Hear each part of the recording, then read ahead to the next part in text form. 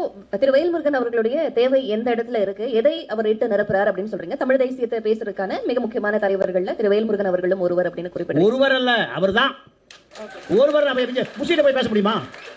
இல்ல சாட்டையிட்டு போய் பேச முடியுமா? சாட்டையிட்டு போய் பேசலாமா? சொல்லுங்க. சாட்டை தலைவனுக்கே தெரியாது. அண்ணன் சொன்னார் 3 நிமிஷம் 3 செகண்ட் கூட பார்க்கல. கூட இருந்த ஒரு சினிமா டைரக்டர் சொன்னான் 17 நாள் அங்கே இருந்தார். 17 நாள் சரக்கிலேயே இருக்காரு. நான் சிரிக்கிறதுக்காக சொல்ல, சீரியஸாக சொல்கிறேன். 20 பவுன்சர், ஒரு ஆளுக்கு 1 லட்ச ரூபா சம்பளம். 20 பவுன்சர், 10 வெளிநாட்டு கார், 25 கோடி ரூபாய் பண்ணை வீடு. ஏது வடபழனியில் பஸ் ஸ்டாண்டில் படுத்து கிடந்த ஆளுக்கு இந்த ஈழ தேசிய போராட்டம் 1000 கோடி ரூபாய் சேர்த்து கொடுத்துருக்கு. 1000 கோடி இருக்கான்னு கேளுங்க. யார் யார் கொடுத்தாங்க பட்டியலை சொல்கிறேன். உலகத் தமிழர்கள் பூரா நீங்கள் சிஎம் கிட்ட சொல்லுங்கள். சட்டசபையில் இது ஒரு ஜெனோசைடு, புது வாக்கெடுப்பு எடுக்க சொல்லுங்க. அவரை தான் அத்தனை பேர் பிரஷர் கொடுக்குறான் உலகம் பூரா. இவருக்கு சிஎம்க்கு என்ன பங்காளி சட்டையா? கோபாலபுரத்தில் 4 ஏக்கர் எழுதிய கேட்குறாரு. இதை அமல்படுத்துங்கன்னு சொல்கிறேன். அது அவருக்கு இவருக்கு சண்டை. நான் இந்த ஓப்பனாக சொல்கிறேன். நீங்கள் எங்கே தேவை வந்திருக்குன்னு புரியுதா உங்களுக்கு? இதுதான் தேவை.